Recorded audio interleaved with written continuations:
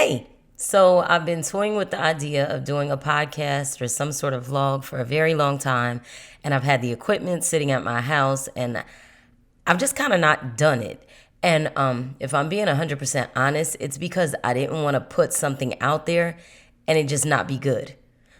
So my brand is really important to me, and I've always been like scared that I would do the wrong thing. Like, what do people want to hear, and what do people want to talk about, and what if I don't deliver the message correctly? So it was a bit of insecurity kind of holding me back. And today I just said F it, for lack of better words, and push go. So today is my podcast, episode 1.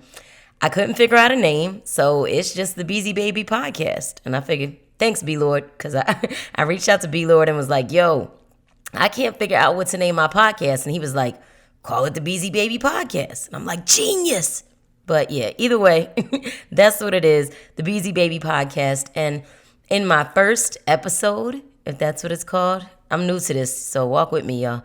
I'm going to talk about grace and mercy and how grace and mercy can like save you from yourself. So last month was October, and it was Domestic Violence Awareness Month. And I legit said that I was going to go on Instagram or Facebook or both and share my story as it related to my domestic violence experience, right? And for whatever reason, I just couldn't get the courage together to do it. I have shared my story once before in public, and I legit cried through the whole thing, but I made it. So I figured this year, I would take it to social media, and I didn't. But last weekend, I was scrolling through Facebook, and there was this picture, and the picture, it took my breath away. Like, as I got to it, I was stuck, and I went from looking at the picture to reliving my domestic violence experience. So at that point, I figured I'm still traumatized by this. Like, as much I've forgiven the person that assaulted me, I've moved on. I actually am still cool with him. Like, I wish the best for him. I harbor no ill will towards the guy. But when I say that thing traumatized me and I still suffer from it to this day, I do. And I didn't realize how much I did until I saw the image. What it was a picture of a woman drowning herself in water. And I flashed back to what happened to me. So I'll share with you guys the story.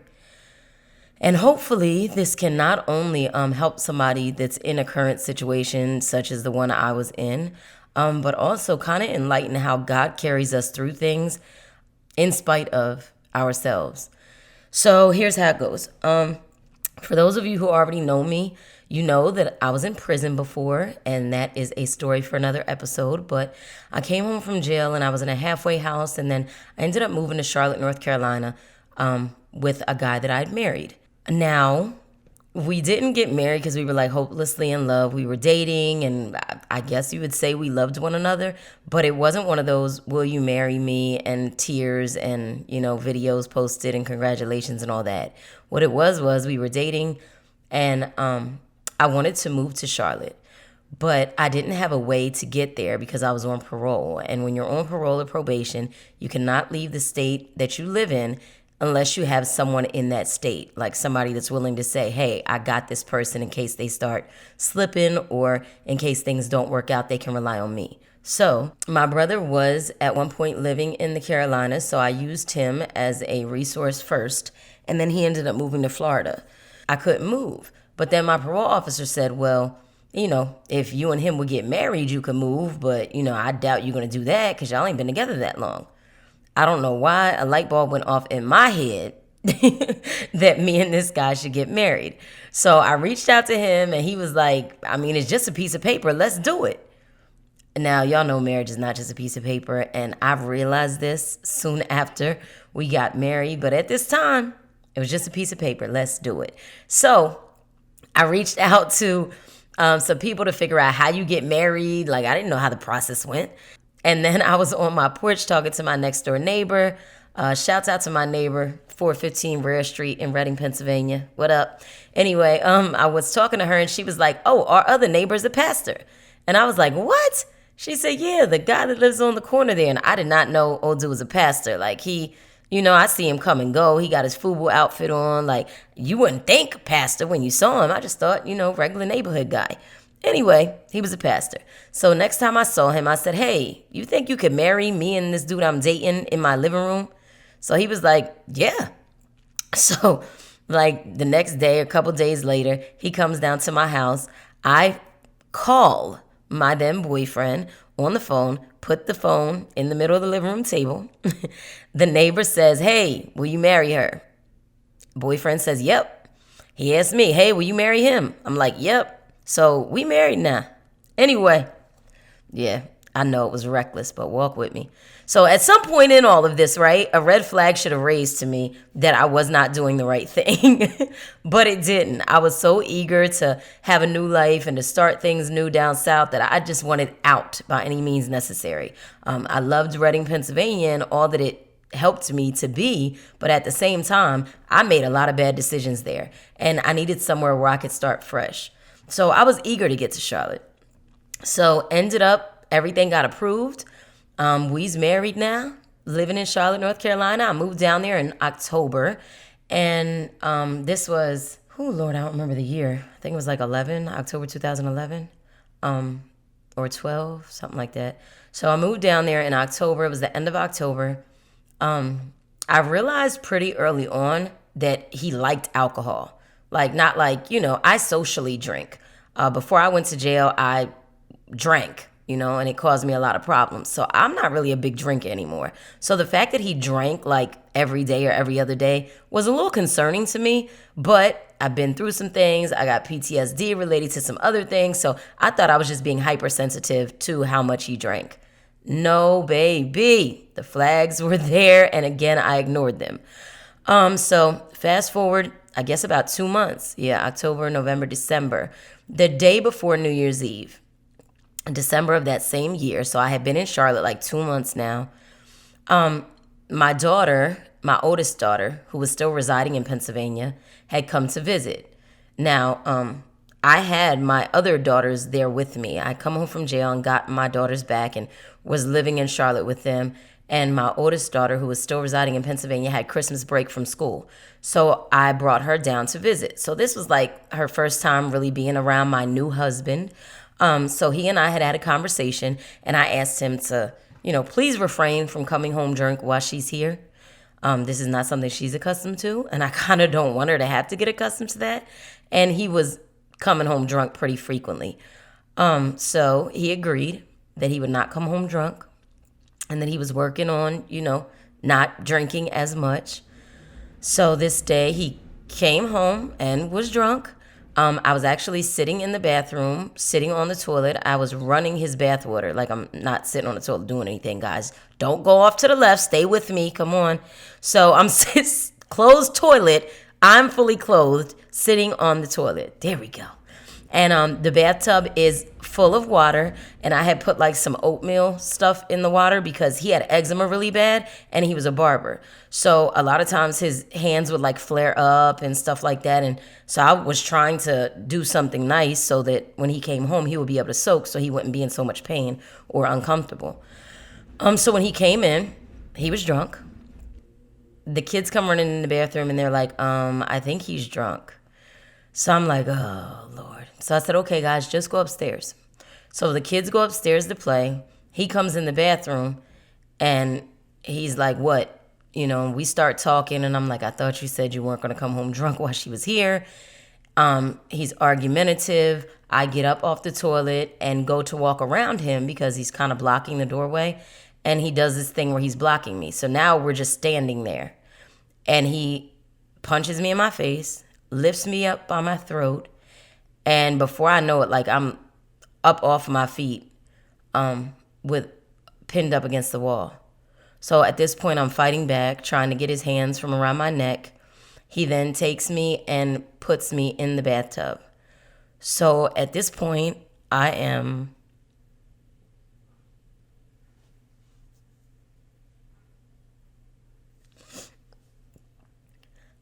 underwater, fully submerged, and I'm fighting for my life. So I'm hitting him, I'm fighting. I just remember, I know it was probably only, a couple of minutes that this whole thing happened, but when I tell you it felt like forever. So I'm fighting and I'm realizing like I'm losing fight. Like I'm saying to myself, you're running out of energy. You're not going to win. And I just kept thinking, I screwed up. Like my whole life I had kind of wasted and just didn't try really hard at anything. I did the least. I didn't put forth a lot of effort. I made bad decisions. I ended up in prison. I had a bad start with my children. And I really thought that this was going to be my saving grace. I thought that moving to Charlotte was like the best decision ever. I'm married now and things were going to look up for me. I'm finally doing things right. And all this stuff is running through my head as I'm underwater. And I'm thinking, you're going to die like this. Like you've been in the middle of shootouts and you've seen friends murdered and you've held people as they passed away due to street violence. And you're going to die in a bathtub that you ran for your husband. So as all of this stuff is running through my mind, all of a sudden I was weak. I went limp. And I remember feeling like peace. And I remember seeing like this white light, like the white light you see in the movies. I saw that. And I remember thinking, God, my kids, like what's going to happen to them? All of the stuff they've already endured with me going to prison and their fathers being incarcerated and just different things that they've had to experience since they were little. And now they're going to lose their mom like this. And they're in the house. So they're going to find me in this bathtub. And I just kept, I'm silently crying out to God because I'm underwater. And I remember saying, God, please, my kids. And I mean, call it what you will. But I believe in God and I believe in the blood of Jesus. And I believe that he saved me that day because as I was thinking, God, my kids, as I was feeling peaceful and saw the white light, my kids came running down the stairs screaming, and that's what caused him to let me go. So I share all of that to get to this. When I got out of the bathtub, fully clothed, wet, and I mean really delusional because I can't believe that all this stuff just happened to me. I'm strong. I'm not the type to just get beat up. I was one of those people that would think, well, it won't be me because I'll kill him. That was something I would say. And as I got out of that bathtub fully drenched, I thought to myself, I did want to kill him. But if I kill him, who wins? I mean, he's dead. He won't do it again. But I'm going to jail. My kids still aren't going to have their mom. Then the police come. Someone had called the cops. So I'm thinking, oh God, the cops. I'm on parole. I'll be on parole for 5 more years. And one of the conditions of my parole was to make good choices regarding my relationships. If I file charges on this man, is this going to send me back to jail? Now, some of you are probably thinking, girl, you should have just pressed charges. I wasn't willing to risk going back to prison, and that was my thinking at the time.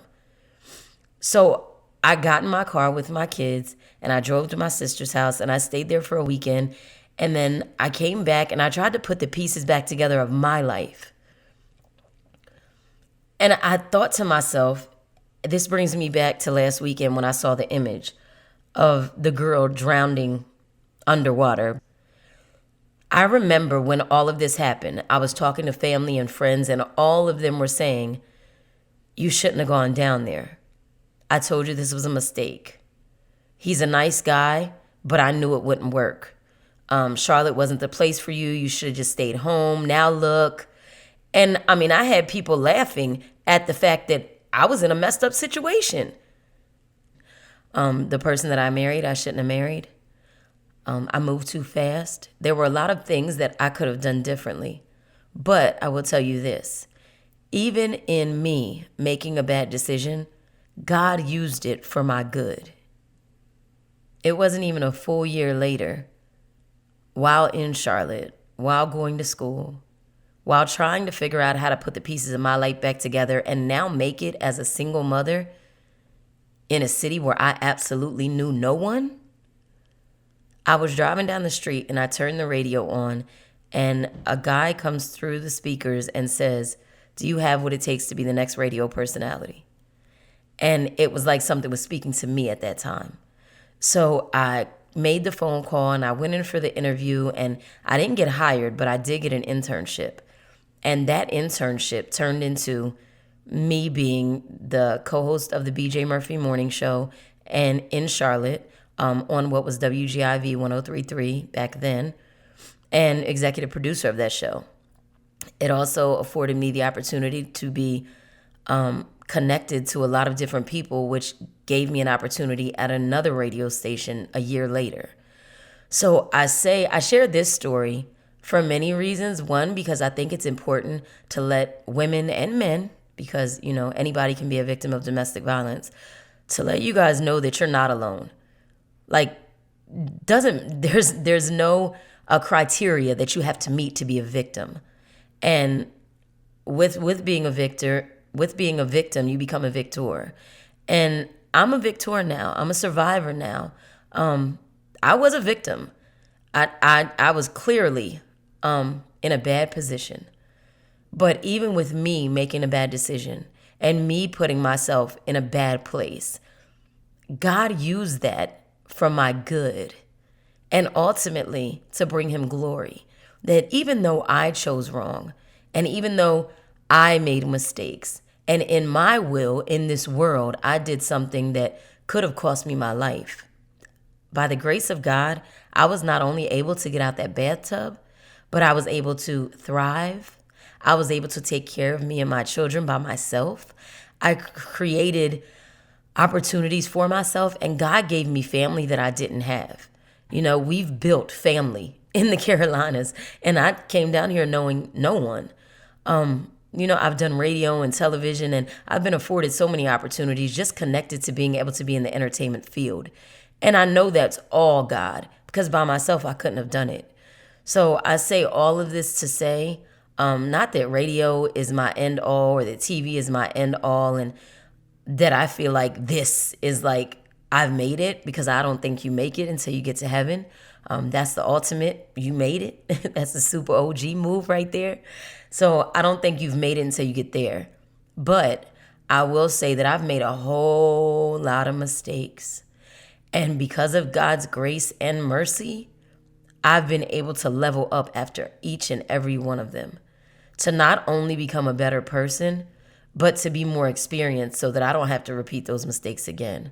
So if you are in a situation where you're going through some things and you feel like you have screwed up so much that you just can't get it right, I'm here to tell you that there is no more screw up bigger than the screw ups that I have done. I mean, I think I spent decades intentionally screwing up, just not doing right. And I like to say I didn't know better, and at first I didn't. But even when I did, I still chose wrong. And God still allowed me grace and still made sure he covered me, even when I was my own worst enemy. Like, couldn't nobody do anything to me that I wasn't doing to myself. And he still carried me through the storms that I created. So there is enough mercy and grace for all of us. So whatever you are going through right now, there are brighter days ahead. Whatever storm you are in, your rainbow is coming. And even if you yourself have put yourself in a horrible situation, trust and believe me when I tell you, God's grace is sufficient enough to bring you out of that. Not only to bring you out of it, but to bring you out of it better than when you went in it. So there is episode 1, guys. Hope I didn't ramble too much. I'm going to get this thing down. Anyway, thanks for tuning in. Feel free to share. And, of course, hit me up on social media at Beasy Baybie, BeasyBaybie. I'm out.